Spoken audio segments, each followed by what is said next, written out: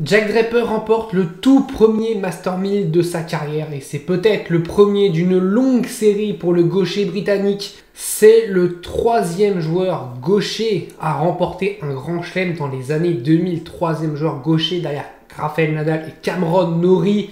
Et puis, c'est le cinquième Britannique à rentrer pour la première fois de sa carrière dans le top 10, septième mondial aujourd'hui. Jack Draper fait partie des très grands de ce tennis et l'objectif, il est clair, le top 5 et le Masters. Salut à tous, j'espère que vous allez bien, je suis très heureux de vous retrouver pour une toute nouvelle vidéo. Pour moi on est lundi soir, pour vous on sera mardi. Donc on est un petit peu à froid de cette finale face à Rune, finale qui n'a vraiment pas eu lieu parce que Draper a été tellement fort et Rune tellement... c'est pas fort, mais tellement hors sujet un peu sur ce match. Il a mal retourné, il a mal servi forcément face à un Draper qui a très bien servi 10 aces. Il a été à 24 sur 26 derrière sa première balle, 92% de points gagnés derrière sa première. Il a de la chance, Rune, c'est qu'il en passe que 55% des premières, parce que sinon il perd des points à point derrière sa première. Et puis Rune, c'est trop insuffisant. 59% derrière la première, c'est pas dingue. Et 39% derrière la deuxième, c'est vraiment pas fou. Et voilà, pas une seule balle de break. Ça a été vraiment à 6-2, 6-2.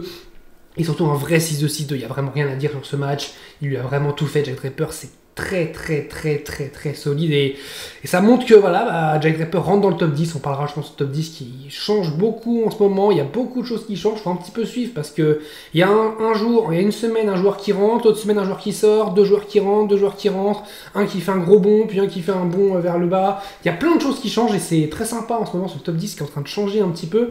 On a toujours les têtes d'affiche évidemment haut, mais qui ne gagnent pas non plus trop. On va en parler.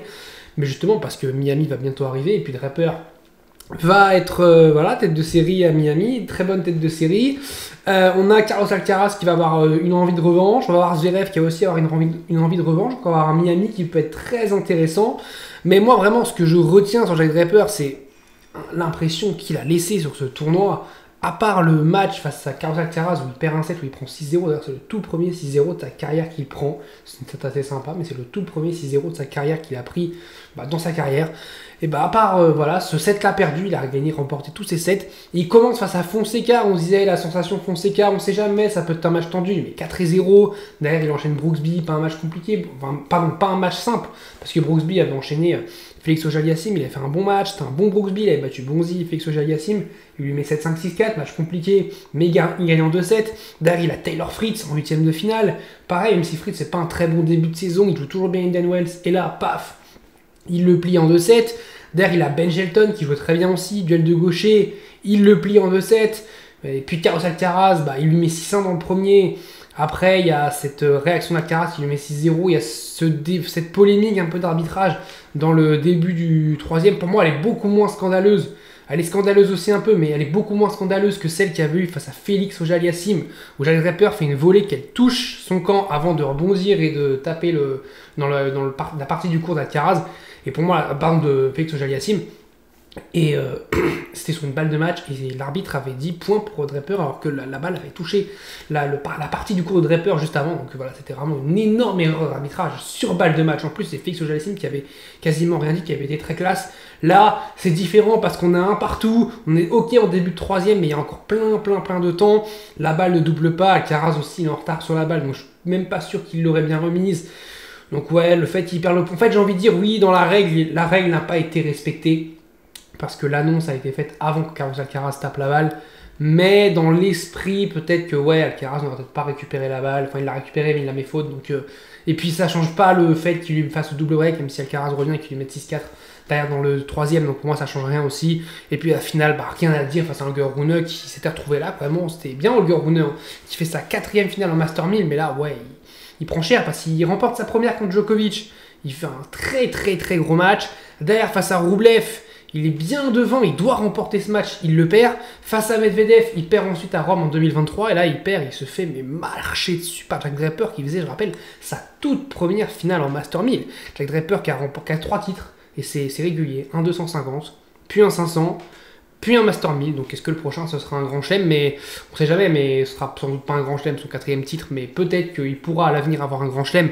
Mais pour moi l'objectif de Jack Draper, c'est clairement qu'il aille chercher le top 5 parce qu'il a un niveau de top 5 tous les jours et ça fait tellement plaisir de voir un gaucher briller, de revoir un gaucher briller dans ce tennis où voilà, c'est un petit peu stéréotypé, on a un petit peu les choses qui changent, voilà. Un Jack Draper gaucher, c'est toujours sympa.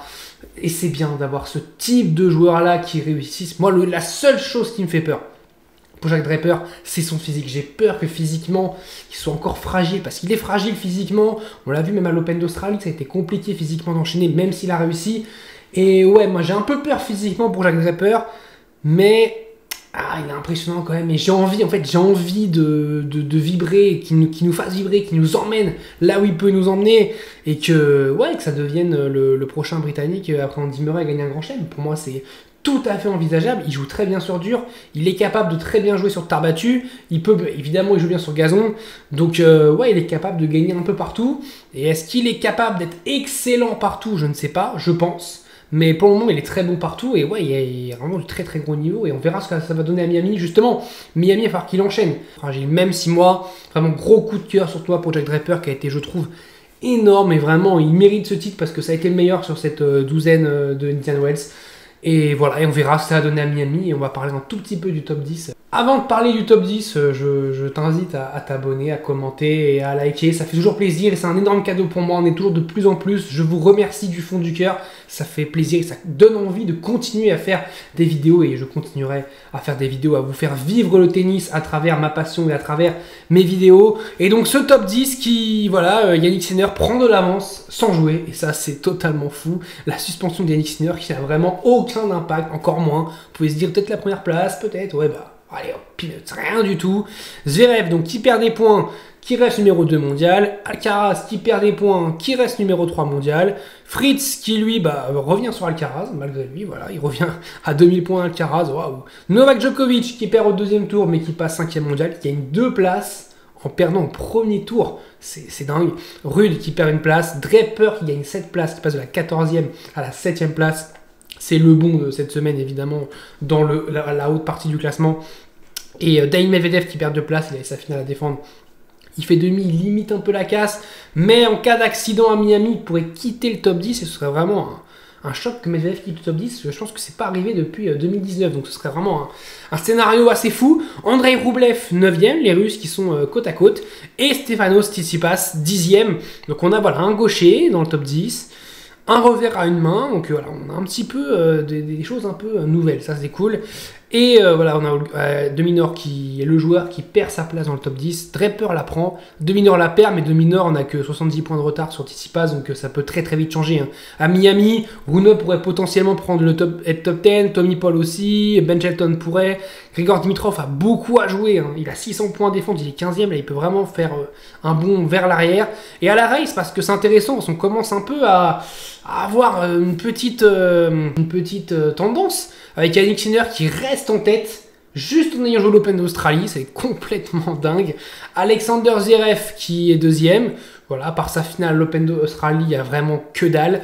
Jack Draper qui prend la 3e place, c'est totalement mérité, il y a sa finale à Doha, il y a son titre ici, ça fait beaucoup de choses, la finale à Doha et son titre, ça fait déjà énormément. Alcaraz qui est 4e, qui passe 4e, Félix Auger-Aliassime qui a fait un bon début de saison, 5e, Ben Shelton aussi qui a fait un bon début de saison, demi-finaliste à l'Open d'Australie, 6e, Alex de Minaur 7e et Holger Rune 8e. Pour le moment, ce top 8 là, si jamais on avait le Masters la semaine prochaine, ce serait ce top 8 là. Et Novak Djokovic 9 et Tommy Paul 10e. On n'en parle jamais de Tommy Paul, mais il est là. À noter aussi Shapovalov qui est 11e, mine de rien. On a Davidovich Fokina qui est 14e.